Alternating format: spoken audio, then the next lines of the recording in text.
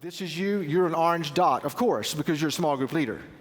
And what other color would you be? So you're orange, and this represents, the small group that you're called to lead, and this represents right here, actually, one of the people in that small group that you're connected to.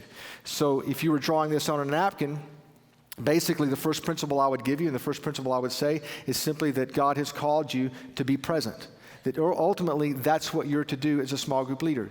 To decide you're going to be physically present in the life of a few people. You're recruiting leaders, you're recruiting other people to be physically present in the lives of a few, because there's nothing else that can substitute for physical presence. Now let me explain this to you for just a second. I believe with everything in me that you should spend as much money as you possibly can to help children and help teenagers. And you should fight for the budget you need to create great environments for kids and for teenagers. I believe in the excellence in production. I believe in the excellence in communication. I believe in all of that because we're trying to capture the imagination of children and teenagers, and I don't apologize for that. But let me say this also in relationship to that.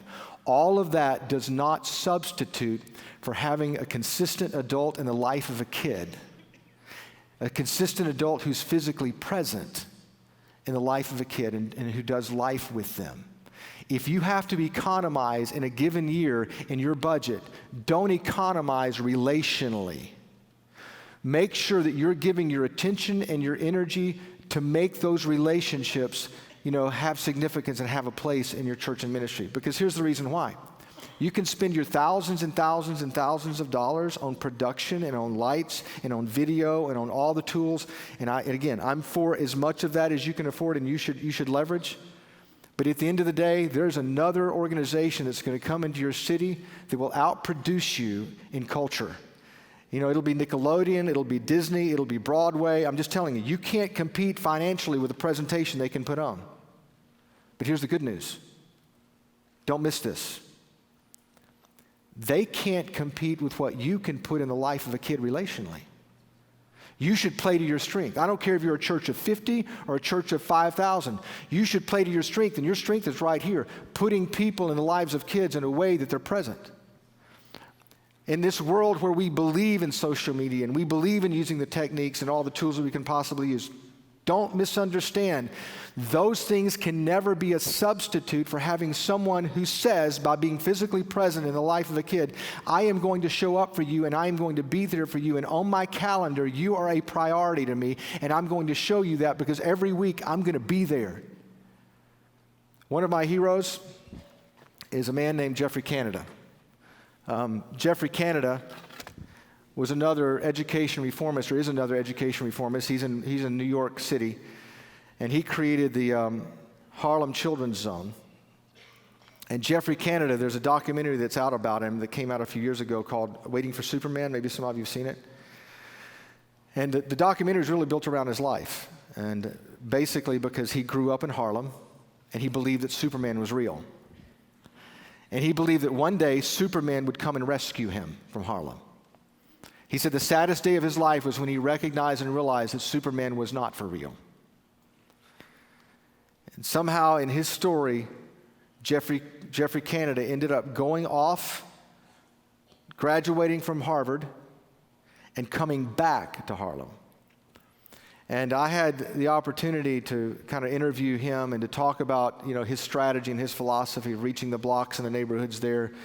And it is just really genius. I mean, he basically just started with one block, and he started, basically reaching in and rescuing kids there and giving them an education. His whole strategy is really simple. If he can get kids that are in those blocks and in those neighborhoods through college, their chances of going to prison drop 80%. So he's trying to get them from those neighborhoods through college. But in the interview, actually after the interview, after the video cameras were turned off and the lights were turned off, I'm sitting in the hallway with Geoffrey. And I said, if you could say anything at all to churches around the country and Christian leaders to engage them in the battle for public education, the battle for helping kids, what would you say? He said, there are a couple things that come to my mind. He said, one is, I would lean in to to leaders and remind them that the reason there's so many kids like the kids in Harlem who grow up not believing in God is because there's so many kids who never have adults in their life that are God-like. They never have interaction with other adults who give them a resemblance or an indicator or a demonstration of who God is. And then he said this.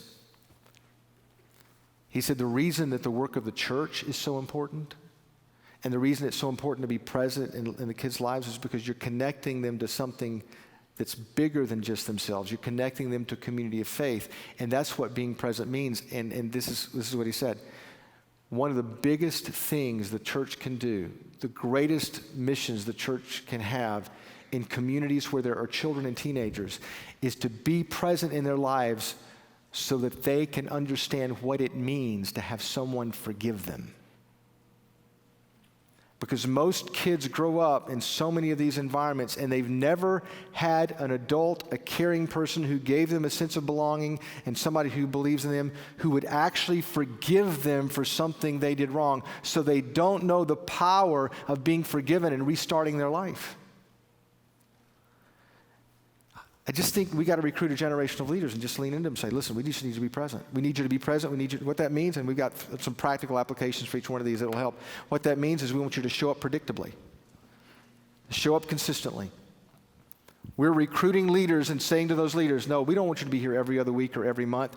We want you to work toward being in a kid's life predictably for a season of time. That season of time looks different for children in preschool than it might for teenagers.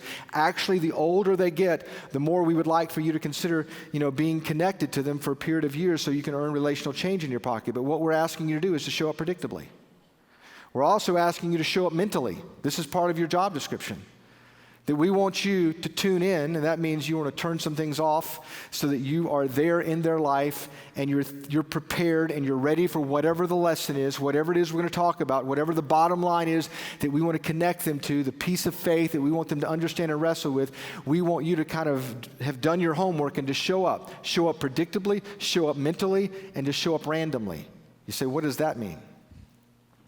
That you use social media, that you use other tools, that you are in a kid's life predictably and you're tuning into them mentally, so from time to time when they're taking an exam or when they're showing up at their graduation, that you're there to be one of the cheerleaders, one of the fans in their life who've shown up to remind them that there's someone who believes in them and someone who cares. I can't begin to tell you the stories. And we're going to unpack some of this in the session after this, specifically for those of you who work with children, those who work with students, to kind of show what this looks like.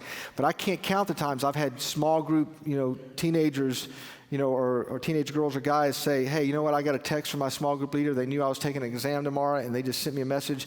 You have no idea what it means to me to know there's another adult in my life who cares and who is interested in what happens in my life. So we're asking you to be present. Be present and show up predictably, show up mentally, show up randomly.